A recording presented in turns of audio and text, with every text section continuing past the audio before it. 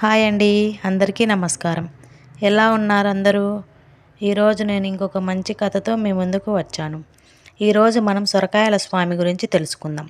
సాధారణంగా ఆలయాల్లో రాముడు, కృష్ణుడు, శివుడు, అమ్మవార్లు దర్శనమిస్తూ ఉంటారు.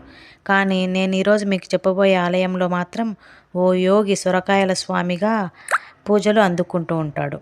సొరకాయల్ని ముడుపులుగా చెల్లిస్తారు ఈ ఆలయంలో. ఇంతకీ సొరకాయల స్వామి ఎవరు? ఎక్కడుంది ఆ ఆలయం? ఇప్పుడు మనం తెలుసుకుందాం. తిరుపతి జిల్లా ఆంధ్ర, తమిళనాడు సరిహద్దుల్లోని నారాయణవనంలో ఉంది ఈ ఆలయం. ఈ సొరకాయల స్వామి ఆయన పేరు ఎవరికీ తెలియదు. కానీ ఓ అవధూత ఈ ప్రాంతంలో భిక్షాటన చేస్తూ అనారోగ్య సమస్యలు ఉన్నవారికి నయం చేస్తూ ఉండేవారట. అందుకు ప్రతిఫలంగా స్వామివారు ఎండిన సొరకాయ దొప్పల్లో భిక్షను స్వీకరించేవారట. తీవ్ర అనారోగ్య సమస్యలు నయం చేస్తున్న స్వామివారిని ప్రజలు ధన్వంతరిగా పిలుచుతూ ఉండేవారంట. చుట్టుపక్కల గ్రామాల్లో సంచరిస్తూ సొరకాయల్లో భిక్షను స్వీకరించడంతో సొరకాయల స్వామీజీ అనే పేరు స్థిరపడిపోయింది ఆయనకి. భిక్షాటన చేస్తూ ఊరూరా తిరుగుతున్న సమయంలో అనారోగ్యంతో బాధపడేవారు ఎవరు కనిపించినా తన వెంట తెచ్చిన బూడిద, వేప, పసుపుతో సహా మరికొన్ని ఔషధాలు ఉపయోగించి జబ్బు నయం చేసేవారట. దీంతో ఆయనను వైద్యుడిగా చూసేవారంట ప్రజలు. మరోవైపు అప్పట్లో వనంలో జరిగే కొన్ని క్షుద్ర పూజలను ఆపి ప్రజలను రక్షించారట. తమిళనాడు రాష్ట్రంలో కోమలేశ్వరపురంలో శ్రీనివాస పిల్లయ్య అనే వ్యక్తి పుత్తూరులో కట్టించిన సత్రం లెక్కల్లో సొరకాయల స్వామి వారి ప్రస్తావన ఉందట. ఈ లెక్కల ఆధారంగా ఈయన క్రీస్తుశకం 1700 సంవత్సరంలో జన్మించి 1902వ సంవత్సరంలో శ్రావణ మాసం గరుడ పంచమి రోజు దీవ సమాధి అయినట్టు వెల్లడిస్తారు అక్కడి ప్రజలు. అంటే దాదాపు 202 సంవత్సరాలు బ్రతికినట్లు ఆధారాలు ఉన్నాయి అంటున్నారు. 1902లో మద్రాసులో కొన్నాళ్ల పాటు సంచరించి ఆ తరువాత తిరుమలేశుని దర్శించుకొని పద్మావతి అమ్మవార్ల శ్రీ వెంకటేశ్వరుడికి వివాహం అయిన పవిత్రమైన చోటు నారాయణవనంలో స్థిరపడినట్లు తెలుస్తోంది. ఆయన జీవసమాధి అయి దాదాపు 119 ఏళ్లు గడుస్తున్నా ఇప్పటికీ ఆయన్ను పూజిస్తున్నారు భక్తులు. సొరకాయల స్వామివారు జీవసమాధి అవుతున్న సమయంలో ఆయన స్వయంగా దునిని వెలిగించారంట.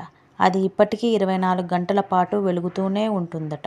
వివిధ రకాల సమస్యలతో బాధపడేవారు వచ్చే భక్తులను స్వామివారి అఖండ జ్యోతిలా వెలిగే ధుని ముందు కూర్చొని ప్రార్థిస్తే తమ కష్టాలు అన్నీ దూరమయ్యి సకల శుభాలు కలుగుతాయని భక్తుల ప్రగాఢ విశ్వాసం.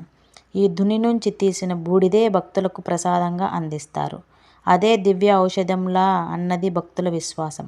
అంతేకాదు, దుష్టశక్తులు ఆహ్వానించిన మానసిక రుగ్మతులు, పిల్లలు లేనివారు ప్రతి అమావాస్య, పౌర్ణమి ముందు రోజు రాత్రి 10 నుండి 12 గంటల మధ్య జరిగే బుట్ట పూజలో పాల్గొంటారు. ఆలయంలో జరిగే బుట్ట పూజలో పాల్గొని ఆలయంలో ఓ రాత్రి నిద్రిస్తే సమస్యలు తొలగి పోతాయన్నై వాళ్ళ నమ్మకం. కోరికలు నెరవేరిన వారు తిరిగి ఆలయానికి చేరుకుని స్వామివారి జీవ సమాధి దగ్గర సొరకాయలు ముడుపులుగా కడుతూ ఉంటారు. ఇలా భక్తులు ముడుపులుగా కట్టిన సొరకాయలు ఆలయంలో ప్రత్యేక ఆకర్షణగా కనిపిస్తాయి. స్వామివారు జీవించిన సమయంలో ఉపయోగించిన సొరకాయ బుర్ర, వస్త్రాలు, పాదరక్షకులు, ఇత్తడి బిందె, కట్టెలు, ఉపయోగించిన గొడ్డలి, కత్తి, శునకాలను కట్టేందుకు ఉపయోగించిన తాళ్ళు భక్తుల సందర్శనార్థం ఆలయంలో ఉంచారట. ఎలా ఉంది ఫ్రెండ్స్ ఈ సొరకాయల స్వామి వారి జీవిత చరిత్ర? ఏవైనా తప్పులు ఉంటే క్షమించండి ఫ్రెండ్స్. ఈ సొరకాయల స్వామి జీవిత చరిత్ర నచ్చితే లైక్ అండ్ షేర్ చేసి సబ్స్క్రైబ్ చేసుకోండి ఫ్రెండ్స్. ఇలాంటి ఎన్నో కథలు మీ ముందుకు తీసుకొస్తాను. అలాగే మీ విలువైన సమయాన్ని కేటాయించి ఒకసారి మన ఛానల్ ఓపెన్ చేసి షార్ట్స్ చూడండి. నచ్చితే మీ ఫ్రెండ్స్కి షేర్ చేయండి ఫ్రెండ్స్. సబ్స్క్రైబ్ చేసుకోండి.